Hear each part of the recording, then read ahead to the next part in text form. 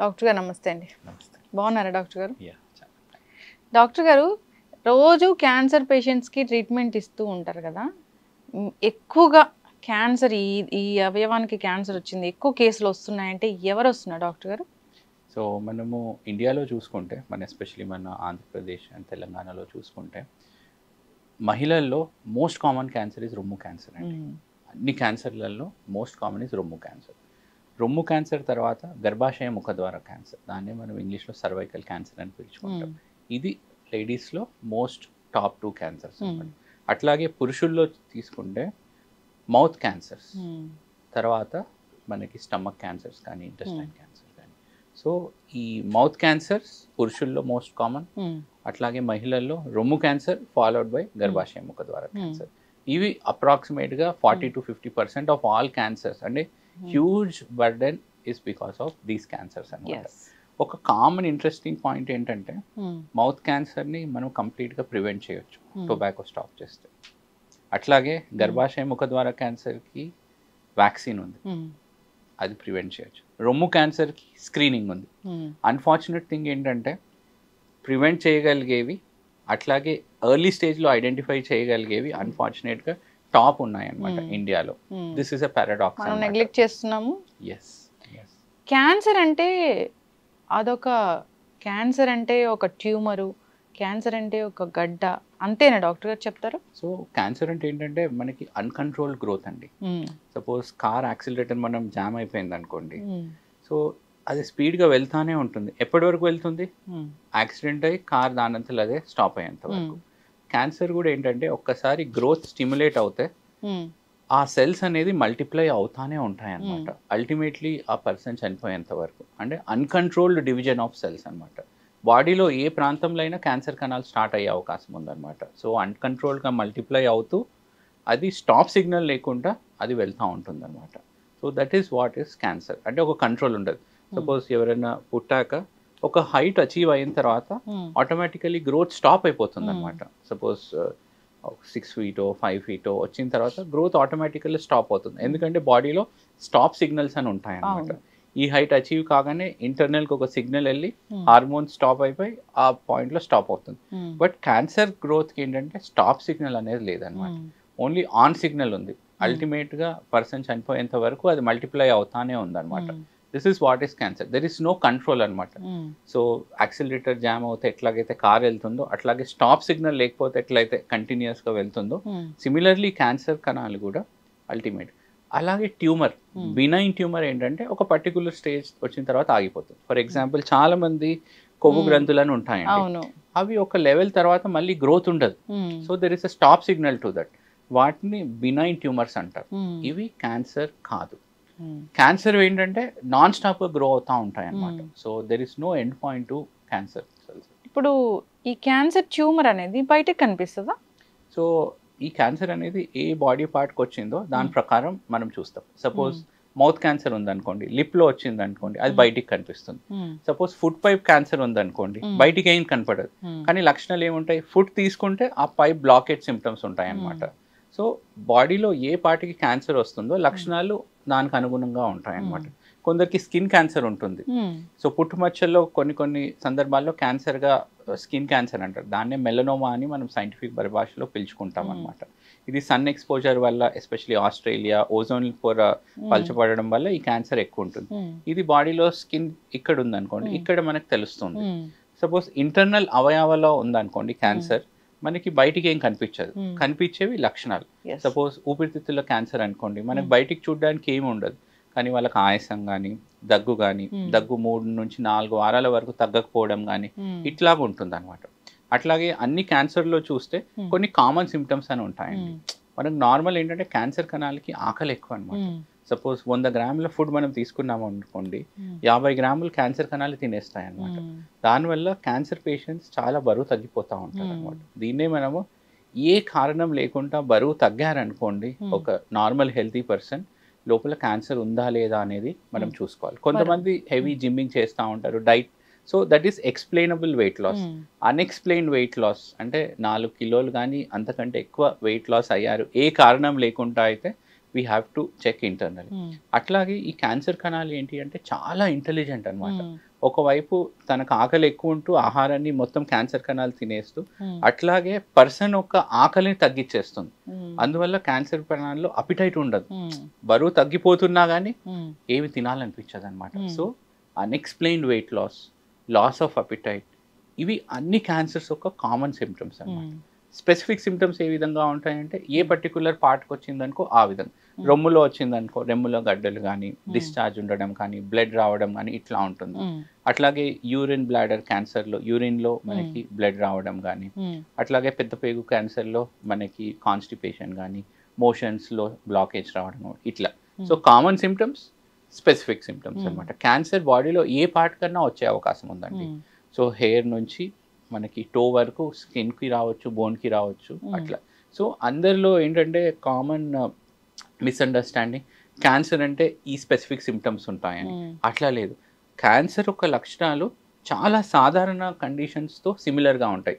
Suppose మనకి పొట్ట భాగంలో గ్యాస్ లాగా సెన్సేషన్ ఉందనుకోండి, ప్యాంక్రియాటిక్ క్యాన్సర్ లక్షణం, స్టమక్ క్యాన్సర్ లక్షణం కూడా అట్లా ఉండొచ్చు. అట్లాగే చిన్న అల్సర్ ప్రాబ్లం కూడా అట్లాగే ఉండొచ్చు. సో మనం ఎట్లా దీన్ని డిఫరెన్షియేట్ చేస్తామంటే, సపోజ్ ఏమైనా అల్సర్ వల్ల వచ్చిన గ్యాస్ ప్రాబ్లం ఉందనుకోండి, 2 వారాలు 3 వారాలు ఉంటుంది. అంతకంటే మించి ఉందనుకోండి, so we have to see లోపల ఏమైనా క్యాన్సర్ యొక్క లక్షణాలు ఉన్నాయా లేదా అని చూసుకోవాలి. సో నేను చెప్పదలుచుకేది ఏంటంటే ఈ ప్లాట్ఫామ్ నుంచి, క్యాన్సర్ యొక్క లక్షణాలు చాలా నాన్ స్పెసిఫిక్గా ఉంటాయన్నమాట. సో మనం ఏంటంటే మన హెల్త్పై కాన్సన్ట్రేట్ చేయగలిగితే ఏదైనా లక్షణాలు 2 నుంచి 3 వారాలకు మించి పర్సిస్టెంట్గా ఉన్నట్టయితే దెన్ ఖచ్చితంగా మనము దాన్ని ప్రాపర్గా, మనం సపోజ్ అల్సరే అనుకోండి, అప్పుడు ఎండోస్కోపీ చేసి చూస్తాం అనమాట. లోపల ఏముందో మనకు క్లియర్గా అర్థమవుతుంది. Then once for all there is clarity అనమాట. So do not neglect any early symptoms అనమాట. అట్లా క్యాన్సర్ కణాలు అది ఏ భాగానికి వచ్చే క్యాన్సర్ అయినా సరే, క్యాన్సర్ సెల్ గ్రో అవుతుంది అంటే ఫీవర్ వస్తుంది, ఎపిటైట్ తగ్గిపోతుంది, ఎట్లా ఉంటుందా డాక్టర్ గారు? మీరు అన్నట్లుగా ఒక ర్యాండమ్గా ఇది ఉంది ఖచ్చితంగా మీరు వెళ్ళి టెస్ట్ చేయించుకోండి అంటే అట్లా ఏమైనా ఉంటుందా? ఇప్పుడు ఆకలి తగ్గిపోవడం అని చెప్పారు, ఆకలి తగ్గిపోతే వెంటనే వెళ్ళి క్యాన్సర్ టెస్ట్ చేయించుకోవాలా?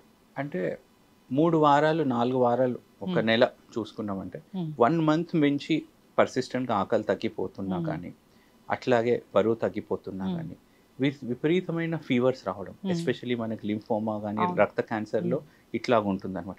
వాళ్ళు రకరకాల యాంటీబయాటిక్స్ వాడతారు, మనకి 10-15 రకాల యాంటీబయాటిక్స్, ఏది వాడుతున్నా కానీ తగ్గదు. ఎందుకంటే కారణం ఒకటి, ట్రీట్మెంట్ ఒకటి చేస్తున్నారు. సో ఇట్లాంటి లక్షణాలు అన్ఎక్స్ప్లెయిన్ సిమ్టమ్స్ ఏమున్నా కానీ, సాధారణంగా సపోజ్ మనకి ఏమైనా ఇన్ఫెక్షన్ వచ్చిందనుకోండి, వైరల్ ఇన్ఫెక్షన్ వచ్చిందనుకోండి, ఒక వారం 10 రోజుల పాటు కొద్దిగా ఆకలి ఉండదు, అట్లాగే బాడీ పెయిన్స్ వీక్గా ఉంటుంది, మేబీ 1 or 2 kgs తగ్గిపోతుంది. కానీ పర్సిస్టెంట్గా అట్లాగే ఉందంటే దెన్ మనము తెలుసుకోగలం, మనం మనకు తెలిసిపోతుంది ఇదేదో నార్మల్గా లేదు. అయితే డాక్టర్ గారు ఆ అవయవానికి క్యాన్సర్, ఈ అవయవానికి క్యాన్సర్, ఇట్లా క్యాన్సర్, అట్లా క్యాన్సర్ అని చెప్తారు. అసలు ఈ క్యాన్సర్ సెల్ అనేది బాడీలో ఎందుకు గ్రో అవుతుంది? సో ఇప్పుడు నార్మల్ మన డే టు డే ఫంక్షనింగ్కి మనకేంటంటే రిపేర్ అవసరం ఉంటుంది అనమాట. సపోజ్ మనము ఫుడ్ తిన్నా కానీ మన స్కిన్ రకరకాల స్ట్రెస్కి ఎక్స్పోజ్ అవుతూ ఉంటుంది. అంటే డెడ్ సెల్స్ అనేవి వెళ్ళిపోతూ న్యూ సెల్స్ అని ఫార్మేషన్ అవుతూ ఉంటుంది అనమాట. అట్లాగే బోన్స్లో కూడా మనం డైలీ వాకింగ్ కానీ ఏదైనా ప్రొసీజర్ చేస్తే స్ట్రెస్ వల్ల చిన్న చిన్న సెల్స్ డ్యామేజ్ అయ్యి కొత్త సెల్స్ అది రిపేర్ మెకానిజం అది అవుతూ ఉంటుంది అనమాట. అంటే మన నార్మల్గా జీవించడానికి ఈ రిపేర్ మెకానిజం అనేది వెరీ వెరీ ఇంపార్టెంట్ అనమాట. అంటే ఓల్డ్ సెల్స్ వెళ్ళిపోవడం, గుడ్ సెల్స్ రావడం అన్నమాట. సపోజ్ ఆ ప్రాసెస్ ఆగిపోయింది అనుకోండి, మనకు స్కిన్నే ఉండదు, సో ఉన్న స్కిన్ అంతా వెళ్ళిపోతూ ఉంటుంది. This is required for normal existence. కొన్నిసార్లు ఏమవుతుందంటే ఈ సెల్స్ సపోజ్ 100 స్పీడ్లో వెహికల్ వెళ్ళాలనుకోండి, 200 స్పీడ్లో వెళ్తే, సో అవసరాన్ని మించి మల్టిప్లై అవుతే దెన్ దానికి క్యాన్సర్ అంటారు. ఎందుకు అవుతుంది? సో ఈ క్యాన్సర్లో ఏంటంటే మనకి ఏదైతే సెల్ మనకి డివిజన్ అవ్వాలనుకోండి, దాంట్లో జన్యుపరమైన DNA అని ఉంటుంది అనమాట. సో రకరకాల ఇన్ఫ్లుయెన్సెస్ వల్ల, సపోజ్ స్మోకింగ్ చేసినా కానీ, ఆల్కహాల్ వల్ల కానీ, గ్రోయింగ్ పొల్యూషన్ వల్ల కానీ, అండ్ ఫుడ్ హ్యాబిట్స్ వల్ల కానీ ఆ డిఎన్ఏలో ఒక లోపం వస్తుంది అనమాట. ఆ లోపం వల్ల, ఆ లోపం ఎక్కడ ఉంటుంది, ఆ సెల్స్ని స్టాప్ చేసే సిగ్నల్ దగ్గర లోపం వచ్చింది అనుకోండి, సెల్కి ఒకటే సిగ్నల్ ఉంటుంది, ఆన్ బటనే ఉంటుంది. సో ఆ లోపం కూడా ఏ పొజిషన్లో వస్తుంది అనేది ఇంపార్టెంట్. సో ఇది డిపెండ్స్ ఆన్ రకరకాల కారణాల వల్ల. సో ఈ కారణాల వల్ల ఏంటంటే ఆ సెల్స్ మల్టిప్లై అయ్యే ప్రాసెస్లో స్టాప్ సిగ్నల్ అనేది క్లోజ్ అయిపోతుంది, అక్కడ జామ్ అయిపోతుంది. దానివల్ల ఓన్లీ ఆన్ సిగ్నల్ ఉంది, స్టాప్ సిగ్నల్ లేదు. సో అదేంటి కాన్స్టెంట్గా మల్టిప్లై అవుతానే ఉంటుంది అనమాట. సో అట్లా that is the main reason for this. అంటే వేరే వాళ్ళు క్యాన్సర్ ఉంటే మనకు వస్తుందా? సో క్యాన్సర్ ఏదైతే ఉందో ఇది అంటువ్యాధి కాదు. సో ఒక పర్సన్ నుంచి వేరే పర్సన్కి ఏ విధంగా స్ప్రెడ్ అవ్వదు. సపోజ్ ఒక క్యాన్సర్ పర్సన్ ఒకే ఇంట్లో జీవిస్తున్నాం, ఒకే కంచంలో ఫుడ్ తిన్నా కానీ, గ్లాసెస్ షేర్ చేసుకున్నా, ఒకే బెడ్ యూస్ చేస్తున్నా కానీ, వాష్రూమ్ యూస్ చేస్తున్నా, అట్లాగే చిన్న పిల్లలతో వాళ్ళు ఆడుతున్నా కానీ 100% ఖచ్చితంగా తన నుంచి వేరే పర్సన్కి క్యాన్సర్ స్ప్రెడ్ అవ్వదు. It is not a contagious. ఇది అంటువ్యాధి కాదు. నేను చాలా మంది ఓపీడీలో చూస్తూ ఉంటాము, క్యాన్సర్ పేషెంట్ వస్తే వాళ్ళని ఇంట్లో ఒక రూమ్కి సపరేట్గా పరిమితం చేయడం, వాళ్ళతో మాట్లాడకపోవడం, మాకు క్యాన్సర్ వస్తుందనే భయంతో ఇట్లా చేస్తూ ఉంటారు. అట్లాంటివన్నీ మనం స్టాప్ చేయాలండి. దీనివల్ల ఏంటంటే క్యాన్సర్ పేషెంట్ యొక్క కాన్ఫిడెన్స్, సెల్ఫ్ కాన్ఫిడెన్స్ అనేది డిమోటివేట్ అవుతుంది అన్నమాట. ట్రీట్మెంట్లో confidence and social support and ఆ ఎమోషనల్ సపోర్ట్ కూడా చాలా important for complete recovery of cancer అనమాట. సో మన ప్లాట్ఫామ్ నుంచి ఈ పాయింట్ అనేది మనకి ఖచ్చితంగా కమ్యూనిటీలో we have to spread that cancer అనేది అంటువ్యాధి కాదు. ఒక పర్సన్ నుంచి వేరే పర్సన్కి ఖచ్చితంగా స్ప్రెడ్ అవ్వదు. క్యాన్సర్ ట్యూమర్ అనేది గ్రో అవుతూ ఉంటే డాక్టర్ గారు చాలామంది భయపడిపోతూ ఉంటారు. ఇప్పుడు అది తగ్గదేమో, ఇది ఈ స్టేజ్లో ఉంది, ఆ స్టేజ్లో ఉంది, డాక్టర్ దగ్గరికి వెళ్లకుండానే చాలామంది రొమ్ము క్యాన్సర్లో తెలిసినా కానీ వెళ్లకుండా ఇబ్బంది పడిన వాళ్ళని మనం చూసాం. డిప్రెషన్లోకి వెళ్ళిపోయే వాళ్ళని చూసాము. వెళ్తే కోస్తారు, అది కత్తి పెడితే ఎక్కువ అవుతుంది, క్యాన్సర్ సెల్స్ ఎక్కువ అవుతాయి అని భయపడే వాళ్ళని కూడా మనం చూస్తూ ఉన్నాం. అసలు క్యాన్సర్ అనేది తగ్గించే జబ్బేనా?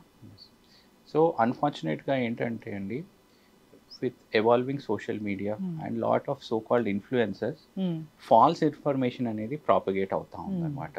దానివల్ల ఏదైతే నార్మల్ ఇన్నోసెంట్ పీపుల్ ఏదైతే అది చూసి వాళ్ళు ఇంకా భయపడతా ఉన్నారు. ఫర్ ఎగ్జాంపుల్ మీరు అన్నది ఏంటంటే క్యాన్సర్ కణాలని మనం కట్ చేస్తే ఇంకా గ్రో అవుతుంది, అది పూర్తిగా అపోహ మాత్రమే. ఎందుకంటే సపోజ్ ఆ క్యాన్సర్ కణితి ఏదైతే ఉందో మనం తీసేస్తే కంప్లీట్గా క్యూర్ అవుతుంది అనమాట. So that is what it is.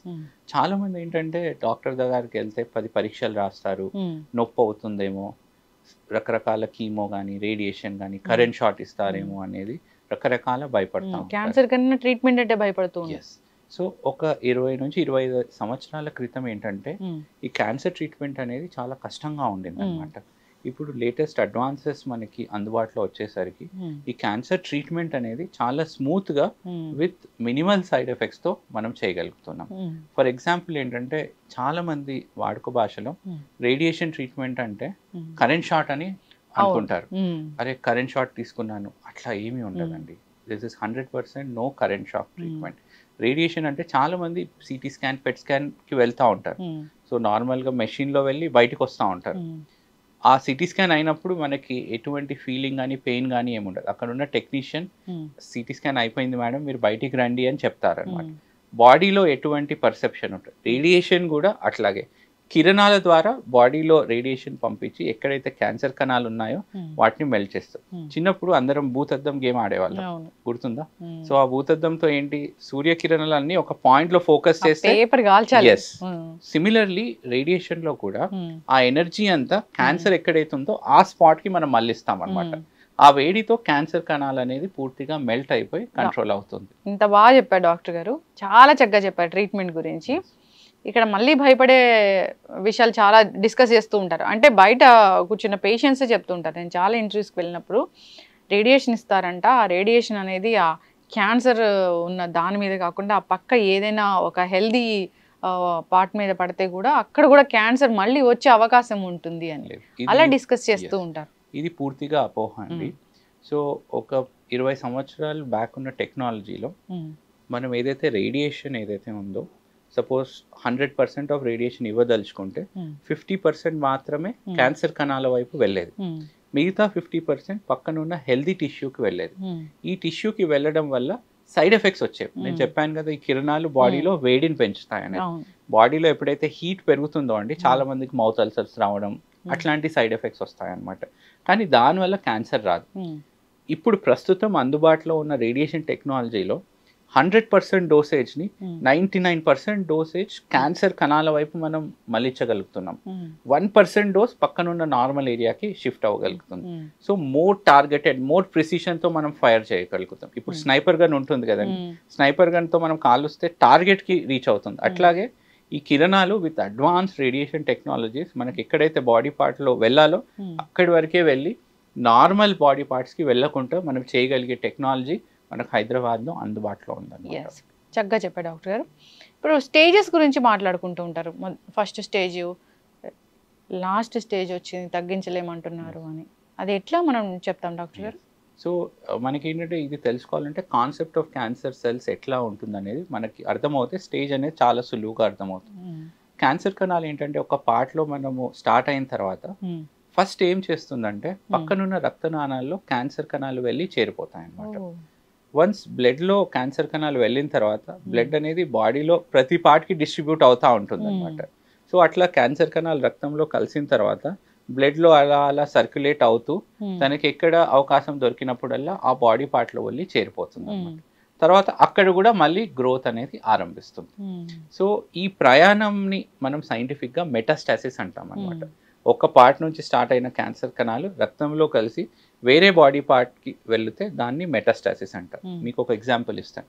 రొమ్ము క్యాన్సర్ వరకే మనం చూసుకోగలిగినైతే స్టేజ్ 1 అంటే క్యాన్సర్ ఒక సైజు చాలా చిన్నగా ఉంది అని అర్థం అనమాట. అంటే రొమ్ము వరకే పరిమితమై చిన్న సైజ్. సో స్టేజ్ 1 అంటే అర్లీ స్టేజ్ క్యాన్సర్, చిన్న సైజు ఉంది కాబట్టి మనం కేవలం సర్జరీ చేస్తే సరిపోతుంది. అంటే కణాలు అక్కడి నుంచి బాడీలో ఇంకెక్కడికి స్ప్రెడ్ అవ్వలేదు. స్టేజ్ 2లో ఏమవుతుందంటే పరిమాణంలో కొద్దిగా సైజ్ పెరుగుతుంది. 2 సెంటీమీటర్లో ఉన్న కణితి 5 సెంటీమీటర్లో అవ్వడం. అట్లాంటప్పుడు ఏంటంటే నేను పెద్ద సర్జరీ చేయాల్సి వస్తుంది. 3వ దశ క్యాన్సర్ అంటే థర్డ్ స్టేజ్ క్యాన్సర్లో ఏంటంటే ఈ కణాలు అనేవి రొమ్ము నుంచి పక్కనున్న లింఫ్ నోడ్స్కి వెళ్తాయి. అంటే చంక భాగంలో మనకి లింఫ్ నోడ్స్ అని ఉంటాయి, అక్కడికి స్ప్రెడ్ అయితే దాన్ని 3వ దశ క్యాన్సర్ అని అంటాం. 4వ దశ క్యాన్సర్ ఏంటంటే ఈ రొమ్ములో నుంచి ఉన్న క్యాన్సర్ కణాలు వేరే బాడీ పార్ట్స్కి వెళ్ళడం. సపోజ్ లివర్కి వెళ్ళినా కానీ, లంగ్ వెళ్ళినా కానీ, బోన్ వెళ్ళినా కానీ దాన్ని స్టేజ్ 4 ఆర్ అడ్వాన్స్ స్టేజ్ అని మనం పిలుస్తూ ఉంటాం అన్నమాట. అంటే ఈ స్టేజెస్ ఏంటంటే క్యాన్సర్ యొక్క కణాలు బాడీలో ఎంత లోడ్లో ఉన్నాయని తెలుస్తుంది. అట్లాగే బాడీలో ఎంత దూరం క్యాన్సర్ కణాలు ప్రయాణించాయి అనేది తెలుస్తుంది. సపోజ్ స్టేజ్ 4 తీసుకున్నాం అనుకోండి, క్యాన్సర్ రొమ్ములో స్టార్ట్ అయ్యి లివర్లో వెళ్ళిందండి. సపోజ్ నేను ఇక్కడనే సర్జరీ చేసి వదిలేసాను అనుకోండి, ఆ రక్తంలో ఉన్న క్యాన్సర్ సెల్స్ మళ్ళీ గ్రో అవుతాయి. అందుకోసం స్టేజ్ 4లో మనం కీమో ఇస్తాం. కీమోథెరపీ కూడా మనం బ్లడ్లో ఇస్తాం. బ్లడ్లో ఈ కణాలు తిరుగుతూ ఉంటాయి కదా, వాటిని పట్టుకొని ఇది చంపేస్తుంది అన్నమాట. అందుకోసం స్టేజ్ 4లో మనం సర్జరీ చేయమన్నమాట. స్టేజ్ 1లో రొమ్ము వరకే ఉంది, బ్లడ్లో ఏ కణాలు లేవు. సో ఇక్కడ నేను సర్జరీ చేస్తే అది క్యూర్ అయిపోతుంది అనమాట. సో అట్లా ఏ స్టేజ్కి ఆ స్టేజ్ బట్టి కీమో ఇవ్వాలా, రేడియేషన్ ఇవ్వాలా, సర్జరీ ఇవ్వాలా అనేది డిసైడ్ చేస్తాం. గ్రాస్గా చెప్పాలంటే ఎర్లీ స్టేజ్ క్యాన్సర్, తొలి దశలో క్యాన్సర్లో సర్జరీ ఈజ్ వెరీ ఇంపార్టెంట్ అండి. అడ్వాన్స్డ్ క్యాన్సర్స్లో కీమోథెరపీ, ఈ మధ్య లేటెస్ట్గా టార్గెటెడ్ థెరపీ అని, ప్రిసిషన్ థెరపీ అని, ఇమ్యూనోథెరపీ అని వస్తూ ఉన్నాయి. ఈ మధ్యలో స్టేజ్ 4లో ఇవి మనం ఇస్తూ ఉంటాం. బాగా చెప్పారు డాక్టర్ గారు. భయపడిపోతూ ఉంటారు, అమ్మో 4th స్టేజ్ క్యాన్సర్ వచ్చింది తగ్గదు అని. అంటే తగ్గదు అనేది ఉంటుందా డాక్టర్ గారు అసలు? సో కొన్ని క్యాన్సర్స్లో ఏంటంటే స్టేజ్ 4 క్యాన్సర్స్లో మనము జబ్బుని పూర్తిగా క్యూర్ చేయలేకపోయినా కానీ జబ్బుని కంట్రోల్ చేసి లైఫ్ని ప్రొలాంగ్ చేస్తాం. మీకు ఒక క్వశ్చన్ అడుగుతాను, డయాబెటీస్ క్యూర్ అవుతుందా? ఎన్ని రోజులు మెడికేషన్స్ తీసుకోవాలి వాళ్ళు? జీవితాంతం. హైపర్ టెన్షన్, కిడ్నీ ప్రాబ్లం, మరి దీనికి భయపడని వాళ్ళు క్యాన్సర్కి ఎందుకు భయపడతారు? సో ప్రస్తుతం అందుబాటులో ఉన్న మెడికేషన్స్తో even in the advance stage of cancer normal survival చేయొచ్చు. నేను ఒక ఎగ్జాంపుల్ ఇస్తానండి. లుకీమియా అంటే తెలుసు కదా, బ్లడ్ క్యాన్సర్. వినంగానే అరే చాలా ఒక particular type of blood cancer ఉందండి, దాని పేరు క్రానిక్ మైలాయిడ్ లుకీమియా, CML అని అంటాం అనమాట. దీంట్లో కీమో అవసరం పడదు, ఏమీ అవసరం పడదు. ఒక సింగిల్ ట్యాబ్లెట్ రోజుకి ఒకటి తీసుకుంటే వాళ్ళ సర్వైవల్ నార్మల్ సర్వైవల్తో సమానం. So even in blood cancers we can cure and control with a single tablet. So most important point ఏంటంటే మనము తెలియని ఇన్ఫర్మేషన్తో మనం ఒక ఫిక్సేట్ ఐడియా పెట్టుకుంటే then we cannot move forward అనమాట. అండ్ విత్ గ్రోయింగ్ టెక్నాలజీ, ఒకప్పుడు ఏంటంటే ఒక 20 years బ్యాక్ నేను స్కూల్లో ఉన్నప్పుడు ఫోన్ అనేది లేదు. ఇంటర్మీడియట్లో డబ్బా ఫోన్ ఉండేది. ఇప్పుడు we have the most advanced iPhones కానీ అవి కానీ వచ్చాయి. అంటే టెక్నాలజీ ఎట్లాగైతే మిగతా పారామీటర్స్లో మిగతా ఫీల్డ్స్లో ఇంప్రూవ్ అవుతుందో even in medical field especially in cancer అంత వేగంగా మనం వృద్ధి చెందామన్నమాట. ఒక 20 years బ్యాక్ టెక్నాలజీ ఇప్పుడుతో పోలిస్తే మోస్ట్ అడ్వాన్స్, మోస్ట్ డ్రాస్టికల్ చేంజ్. ఇంకోటి ఏంటంటే ఒకప్పుడు మీరు న్యూస్లో విని ఉంటారు, సో పర్టిక్యులర్ సెలబ్రిటీ అమెరికాకి వెళ్ళి క్యాన్సర్ ట్రీట్మెంట్ చేయించుకొచ్చారనేది వింటారు. కానీ ప్రస్తుతానికి అట్లాంటి పరిస్థితి లేదు. We have the most advanced and sophisticated in Hyderabad. ఇట్లాంటి న్యూస్ మీరు వినదు. అందరూ ఇండియాలోనే వాళ్ళ సిటీస్లో చేసుకుంటున్నారు. ఎందుకు? Because the technology is available at our local place అన్నమాట.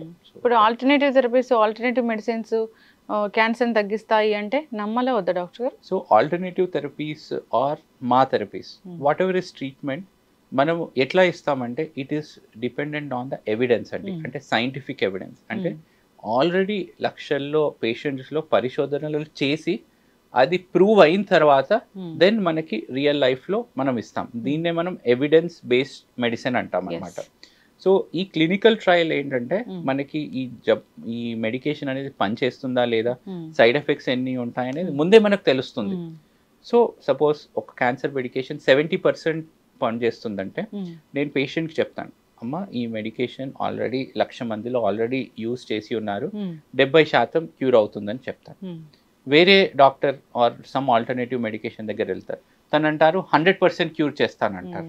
What is the evidence? So as a patient తను ఏం డిసైడ్ చేస్తారు? ఎవరైనా 100% కాన్ఫిడెన్స్ ఇస్తే they will go to alternative treatment. అట్లా ఎంతో మంది పేషెంట్స్ అట్లా వెళ్ళి 6 నెలల తర్వాత జబ్బు పెరిగి మళ్ళీ మా దగ్గర వస్తారు. So we have to believe in the evidence based medicine. అంటే ఒక్క పేషెంట్ ఇంప్రూవ్ అయినంత మాత్రాన దట్ ఈస్ నాట్ ఎవిడెన్స్ అండి. ఆల్వేస్ ఏంటంటే మనము సైంటిఫిక్గా ఏదైనా చూడాలంటే ఎంతమందిలో ఆల్రెడీ ఈ మెడికేషన్ తీసుకున్నారు, ఎంత రిలీఫ్ వచ్చిందని. సో ప్రజలకు నేను చెప్పేది ఏంటంటే evidence based మెడిసిన్ని నమ్మాలన్నమాట.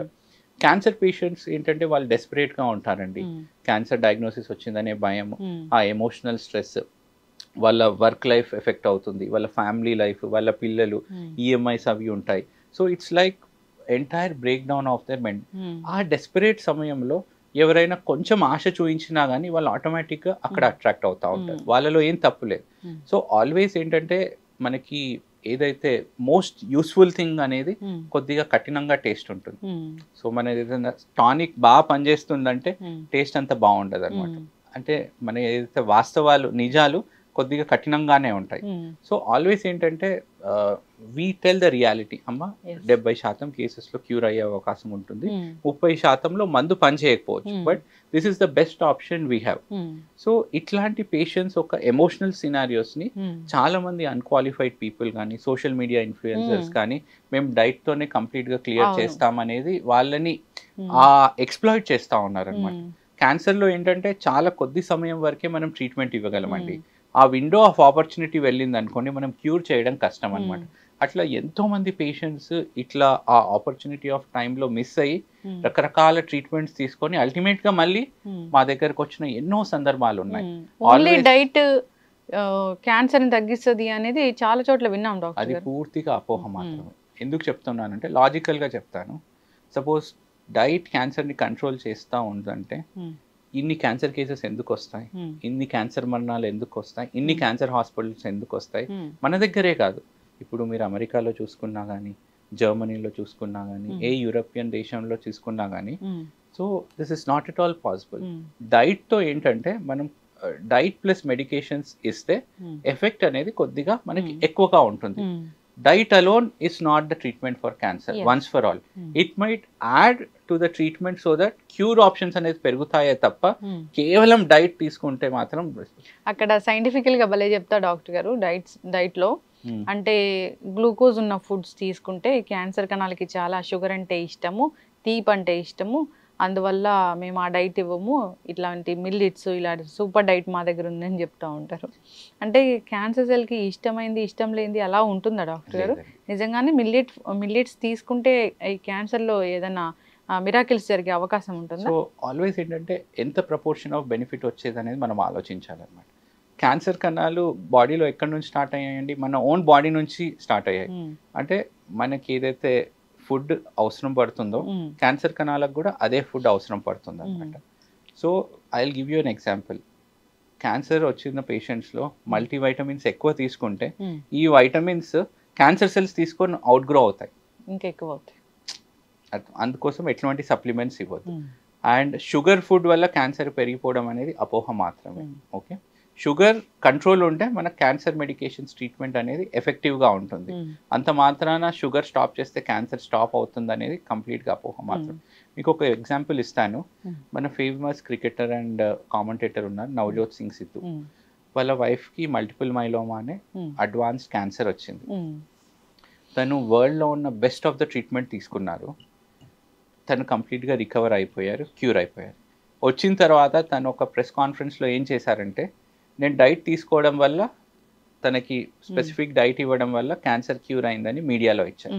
So there was outrage in the doctors community and patients community. కొన్ని హెర్బల్ మెడిసిన్. ఎస్, సో ఇది చెప్పారు.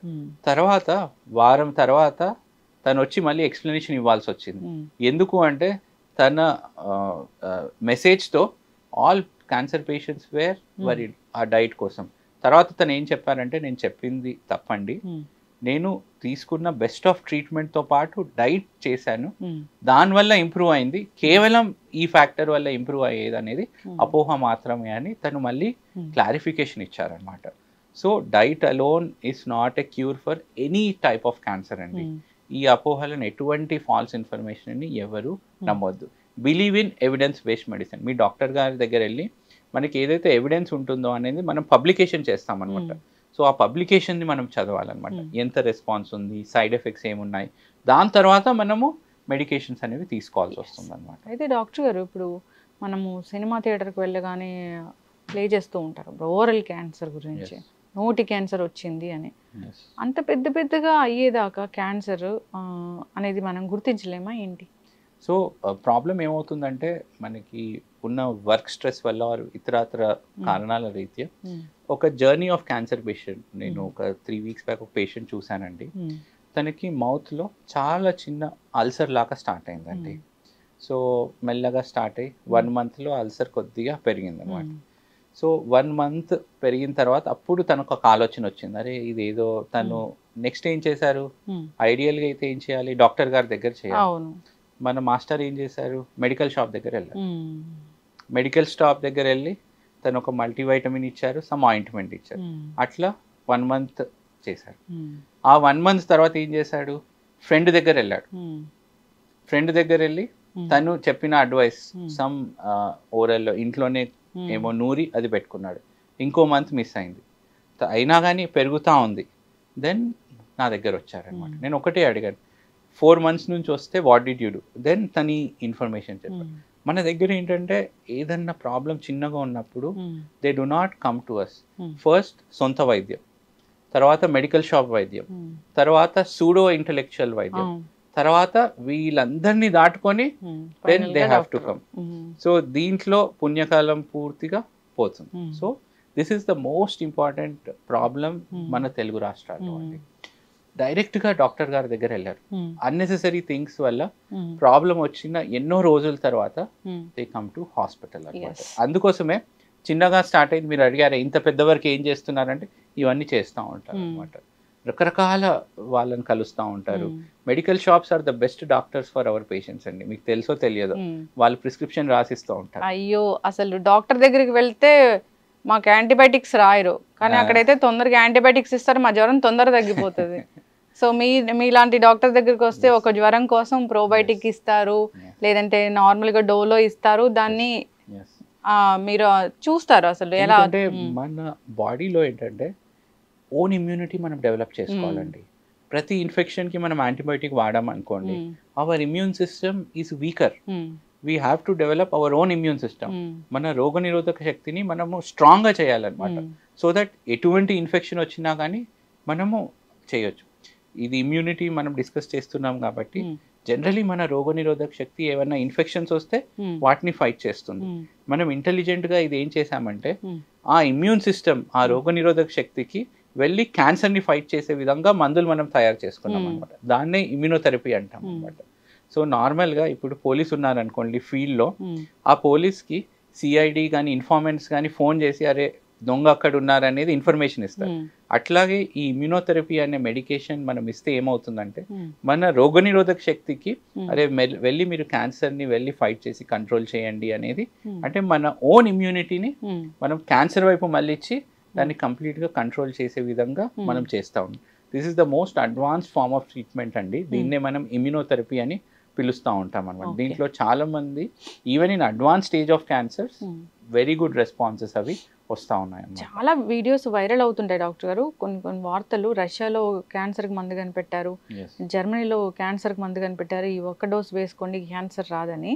అలాంటి ఇంజెక్షన్స్ ఉన్నాయా నిజంగా? సో ఈ రష్యన్ క్యాన్సర్ పాయింట్కే వస్తాము.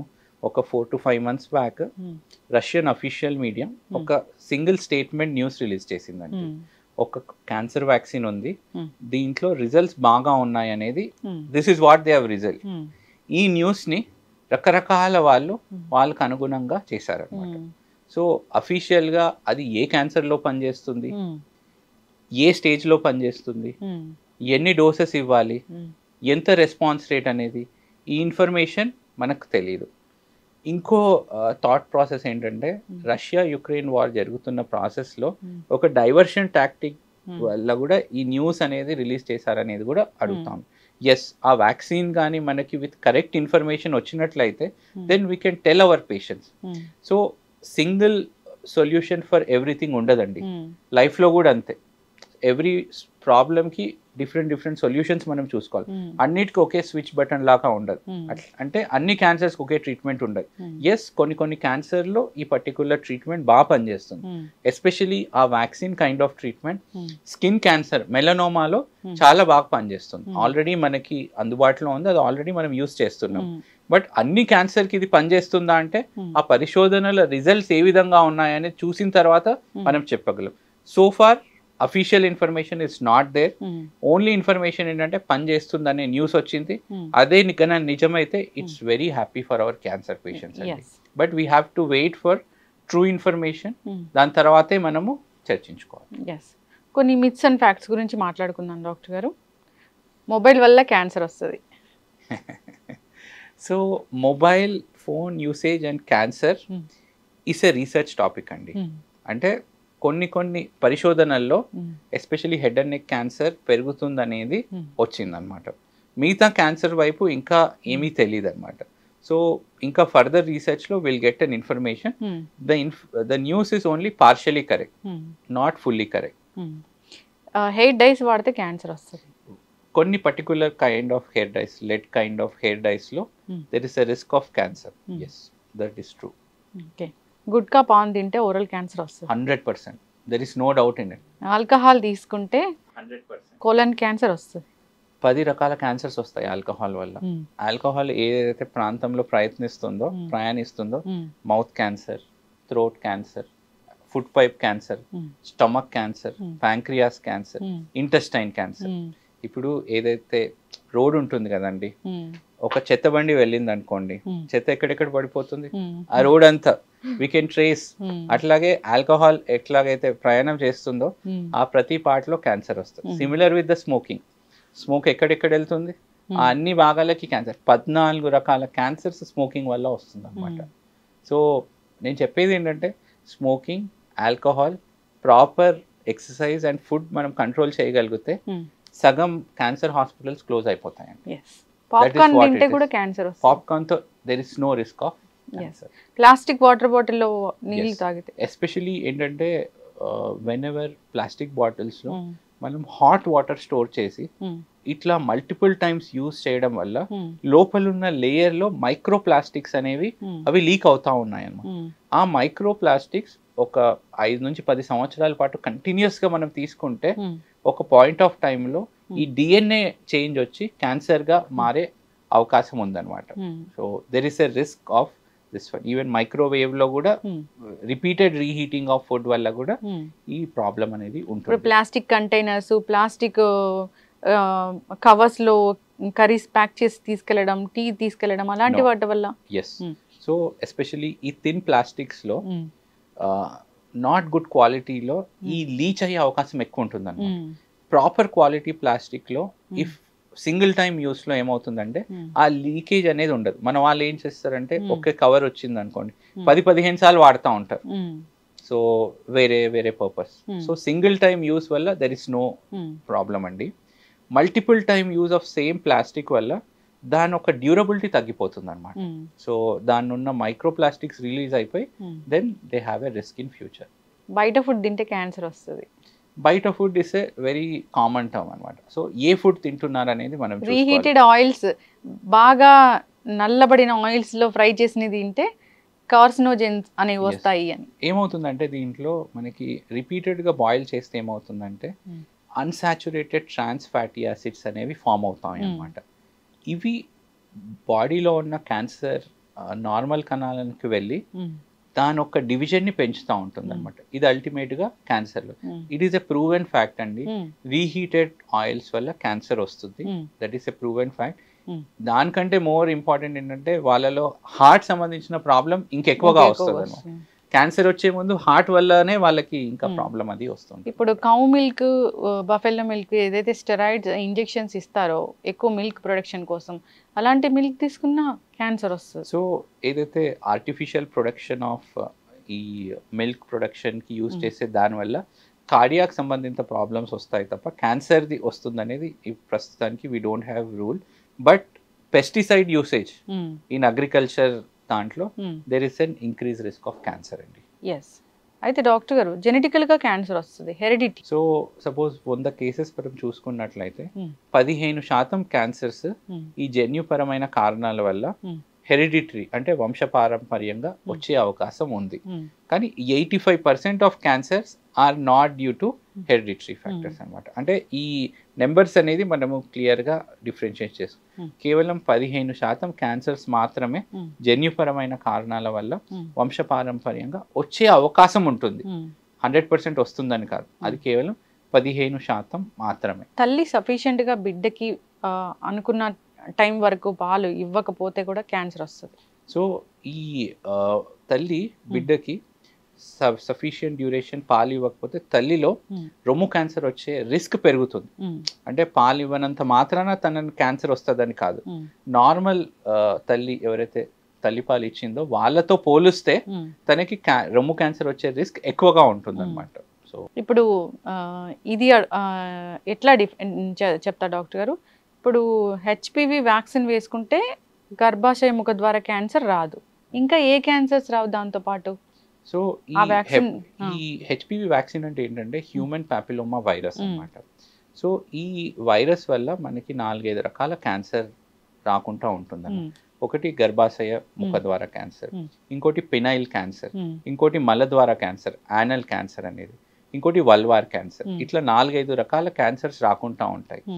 ఈ పాయింట్ మీరు రేజ్ చేశారు కాబట్టి ఒక పాయింట్ చెప్తున్నాను. ఈ cancers are present in males also. So ఈ హెచ్పివి వ్యాక్సిన్ అనేది కేవలం అమ్మాయిలే కాదు, బాయ్స్ కూడా ఇవ్వాలి. ఈ అపోహ ఉంది ఈ హెచ్పివి వ్యాక్సిన్ అనేది కేవలం ఆడపిల్లల్లోనే తీసుకోవాలని, అట్లా లేదు, మగవాళ్ళలో కూడా ఇవ్వాలన్నమాట. 9 నుంచి 26 సంవత్సరాల మధ్యలో బాయ్స్ అండ్ గర్ల్స్ ఇద్దరికి ఈ వ్యాక్సిన్ ఇస్తే గర్భాశయ ముఖ ద్వారా క్యాన్సర్ ఇస్ మోర్ కామన్. మిగతా క్యాన్సర్స్ కూడా మనం కంప్లీట్గా ఇది లింగ భేదం లేకుండా ఇద్దరిలో అంటే బాయ్స్లో గర్ల్స్లో ఇద్దరిలో మనం ఈ వ్యాక్సిన్ అనేది ఇవ్వాల్సిన అవసరం ఉంది. చాలా మంది చెప్తూ ఉంటారు ఏంటంటే అది తెలీదు, అది భర్త వల్లే ఈ గర్భాశయ ముఖ ద్వారా క్యాన్సర్ వస్తుంది, అది హ్యూమన్ ప్యాపిలోమా వైరస్ అనేది భర్త వల్లే భార్యకి సంక్రమిస్తుంది. సో ఈ హ్యూమన్ ప్యాపిలోమా వైరస్ అనేది మన జెనిటల్ ఆర్గన్స్లో ఉంటుందండి. అంటే వన్స్ సెక్షువల్ యాక్టివిటీ తర్వాత ఫీమేల్ నుంచి మేల్, మేల్ నుంచి ఫీమేల్కి ఇట్లా అది ట్రాన్స్మిట్ అవుతా ఉంటుంది. అది కొన్ని సంవత్సరాల తర్వాత కొంతమందిలో క్యాన్సర్గా మారే అవకాశం ఉందన్నమాట. సో ఇట్స్ నాట్ దట్ భర్త వల్లే భార్యకు వస్తుంది అనేది కేవలం అపోహ మాత్రమే. ఎస్, చక్కగా చెప్పారు డాక్టర్ గారు. అసలు క్యాన్సర్ క్యాన్సర్ బారిన పడకూడదు అంటే జాగ్రత్తలు అంటే ఏముంటాయి డాక్టర్ గారు? సో క్యాన్సర్ బారిన పడకూడదు అంటే ఫస్ట్ క్యాన్సర్ ఒక రిస్క్ ఫ్యాక్టర్స్కి దూరంగా ఉండాలి. సో మనం స్మోకింగ్ చేయకపోయినా కానీ స్మోకింగ్ చేసే వాళ్ళకి దూరంగా ఉండాలి. చాలా మంది ఫ్రెండ్ సర్కిల్లో ఒక పార్టీకి వెళ్తూ ఉంటారండి, ఒక పర్సన్ స్మోక్ చేయరు కానీ పక్కన ఉన్న స్మోక్ చేస్తుంటే తను పక్కనే ఉంటారు. దీన్నే మనం సెకండ్ హ్యాండ్ స్మోకింగ్ అంటాం. సో రిస్క్ ఫ్యాక్టర్కి దూరంగా ఉండాలి. No smoking, no alcohol, 20 minutes per day jogging or brisk walking చేయాలండి. Natural food at least per day 1 fruit అన్నా తీసుకోవాలి. ఏ సీజనల్ ఫ్రూట్ అయినా సరే, మ్యాంగో అయితే mango, 1 fruit per day. These are the things to be done. This is prevention part. అట్లాగే cancer early దశలో మనం కనుక్కోవడానికి స్క్రీనింగ్ టెస్ట్ అని ఉంటాయి. అంటే లక్షణాలు లేనప్పుడే క్యాన్సర్ని కనుక్కోవడాన్ని స్క్రీనింగ్ అంటాం అన్నమాట. సపోజ్ రొమ్ము క్యాన్సర్ వరకు వస్తే 40 సంవత్సరాలు దాటిన ప్రతి మహిళ సంవత్సరంకి ఒకసారి మ్యామోగ్రామ్ పరీక్ష అనేది చేయించుకోవాలి. ఇది చేయడానికి కేవలం 5 నిమిషాలు పడుతుందండి. అట్లాగే 26 సంవత్సరాలు దాటిన తర్వాత మహిళలు పాప్స్మియర్ అనే టెస్ట్ ప్రతి 3 నుంచి 5 సంవత్సరాలకు ఒకసారి చేయించాలి. 50 సంవత్సరాలు దాటిన వాళ్ళలో కొలనోస్కోపీ టెస్ట్ చేస్తే మనం పేగు క్యాన్సర్ ఉందా లేదా అనేది గుర్తించవచ్చు. ఒకటి, రిస్క్ ఫ్యాక్టర్స్ రాకుండా మనం కాపాడుకోవాలి. రెండోది, క్యాన్సర్ ఎర్లీ దశలో ఉంటే లక్షణాలు లేనప్పుడే గుర్తించేందుకు మనం ఇది చేయాలి. అండ్ నెక్స్ట్, క్యాన్సర్ రాకుండా వ్యాక్సిన్, ఒకటి హ్యూమన్ ప్యాపిలో హెచ్పివి వ్యాక్సిన్ ఉంది. అట్లాగే హెపటైటిస్ వ్యాక్సిన్ ఉంది అనమాట. Hepatitis B virus, hepatitis C virus కి వ్యాక్సిన్ ఏదైతే తీసుకుంటామో దానివల్ల మనకి లివర్ క్యాన్సర్ బారి నుంచి మనము కాపాడుకోవచ్చు. ఈ హెపటైటిస్ బి, హెపటైటిస్ సి అనేది ఇది ట్రాన్స్మిషన్ వల్ల వస్తుందా, ట్రాన్స్మిటెడ్ అయినా డాక్టర్ గారు? అంటే ఇప్పుడు కలుషితమైన రక్త ట్రాన్స్ఫర్ చేసినా గానీ, అట్లాగే ఈ నీడిల్స్ ఏదైతే ఉంటాయో అన్స్టెరిలైజ్డ్ నీడిల్స్ యూజ్ చేసినా గానీ ఒకరి నుంచి ఒకరికి ఇది ట్రాన్స్మిట్ అవుతుంది. That is hepatitis B, hepatitis C. ఈ hepatitis B, hepatitis C virus ఏంటంటే లివర్లో వెళ్ళి హెపటైటిస్ కాజ్ చేస్తుంది అనమాట. కొన్ని సంవత్సరాల తర్వాత, అంటే 15 నుంచి 20 సంవత్సరాల తర్వాత అదే ఇన్ఫెక్షన్ క్యాన్సర్ గా మారే అవకాశం ఉంటుంది. అంటే దీనికి వ్యాక్సిన్ ఉంది, వ్యాక్సిన్ తీసుకోవాలి. ఇప్పుడు సూపర్ ఫుడ్స్ అని చెప్తారు కదా, క్యాన్సర్ రాకుండా సూపర్ ఫుడ్స్ ఉన్నాయి, మన వంటిల్లే ఔషధశాల అని చెప్తూ ఉంటారు. సో గార్లిక్ మంచిది అట్లాగా, అట్లా సూపర్ ఫుడ్స్ ఏముంటాయి డాక్టర్ గారు? సో ఏదైనా మన fresh fruits and vegetables are all super foods అండి. అంటే నిల్వ చేయని పదార్థాలు ఆర్ ఆల్ సూపర్ ఫుడ్స్ అన్నమాట. మనం నిల్వ చేసినా కానీ, రీహీటింగ్ చేసినా కానీ దాంట్లో ఉన్న పోషక విలువలు తగ్గిపోయి హార్మ్ఫుల్ నైట్రేట్స్ కానీ కెమికల్స్ కానీ పెరిగిపోతూ ఉంటాయి అన్నమాట. సో ఫ్రెష్ ఫ్రూట్స్ అండ్ వెజిటేబుల్స్లో మనకి యాంటీ ఆక్సిడెంట్స్ అని ఉంటాయి అన్నమాట. ఈ యాంటీ ఆక్సిడెంట్స్ మనం విపరీతంగా బాయిల్ చేసినా ఆ యాంటీ ఆక్సిడెంట్స్ వెళ్ళిపోతాయి. ఈ యాంటీ ఆక్సిడెంట్స్ ఏం చేస్తాయంటే బాడీలో క్యాన్సర్ కారణాలు ఉన్న కెమికల్స్ని అది పట్టుకుంటాయి అన్నమాట. So 1 fruit per day is mandatory for a healthy life. అది ఈ ఫ్రూట్ ఆ ఫ్రూట్ అని కాదు, any fruit, all seasonal fruits. మనం ఇంకా ఏం చేస్తాము, వేరే స్టేట్స్ నుంచి తెప్పించుకొని మరీ తీసుకుంటూ ఉంటాము. మనం ఉన్న దగ్గర చూసుకుంటే చాలండి. What is available with us, that is okay. చాలా చక్కటి ఇన్ఫర్మేషన్ డాక్టర్ గారు. ఈ క్యాన్సర్ గురించి, ఈ ఆంకాలజీలో ఇంకా మాకు తెలియని విషయాల గురించి మనం సిరీస్ అనేది కంటిన్యూ చేద్దాము. ఇన్ఫర్మేటివ్ వీడియోస్ అనేది చేద్దాం డాక్టర్ గారు. చాలా చక్కగా చెప్పారండి. ధన్యవాదాలు. నమస్తే.